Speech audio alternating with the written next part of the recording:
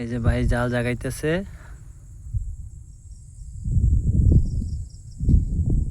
এই যে সরকারা দিছি, রাত বাজে 11টা। 11টার সময় জাল জাগাইলাম, কালকে সকাল 6টায় মাছ ধরবো।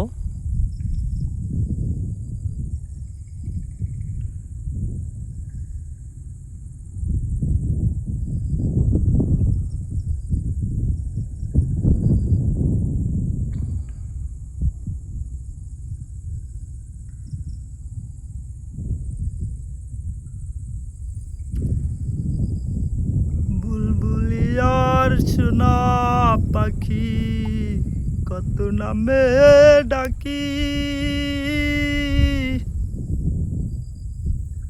পাখি ঘুমাইছো নাকি আমার সোয়া চান পাখি।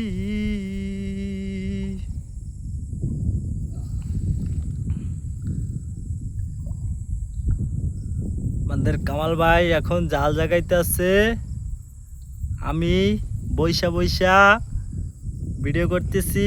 আর এই যে আমার একটা বন্ধু আছে, ও বইসা বইসা মোবাইল টিপতে আছে। ওর কোনো ফিলিংস নাই, মানে নদীতে আসলে যে একটা ফিলিংস বা একটা মানে ভালোবাসা, মনের শান্তি, এটা ওর ভিতরে কিছুই নাই। ও বই বই মোবাইল, সারাদিন মোবাইল টিপে। কি যে মোবাইলের ভিতরে আছে আল্লাহ জানে। এমন অবস্থায় যে খালি গায়ে আড্ডি কাটা দেখা যাইতেছে, মানে মানে কি বলবো ওর কথা। যাক, ওর জন্য সবাই দোয়া করবেন, ও যেন আজীবন মোবাইল টিপতে পারে। অবশ্যই মানে রাতের বেলা তো, এই কারণে মানে ফেসটা ভালো দেখা যাইতেছে না। নাহলে ওর চিনবেন, হ্যাঁ দেখলে সবাই চিনতে পারবেন।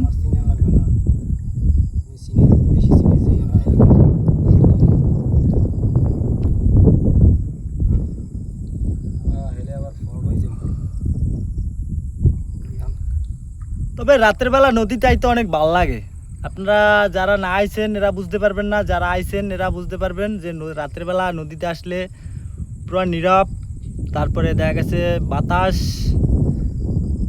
মানে বাতাসটাই অস্থির লাগে রাতের বেলা নদীতে এলে। তারপর দেখা যাইতেছে সিঙ্গেল বাতি জলে পানিটা ঢেউটা কি সুন্দর দেখছেন, মানে বোঝা যেন চিকচিক চিকচিক করতেছে, কিন্তু মোবাইলে ভালো বোঝা যাইতেছে না।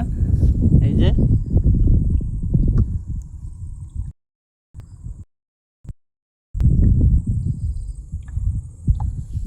দিনের বেলা আসতে পারি না তো, দিনের বেলা সারাদিন কাজে ব্যস্ত থাকি, দোকান আছে দোকানে থাকি, দোকানদারি করা লাগে, তার জন্য দিনের বেলা আসতে পারি না। এখন রাতে যে আমার কামাল ভাই সে দাওয়াত দিল যে আজকে আইসো, আজকে আমি নদীতে জাল দিছি।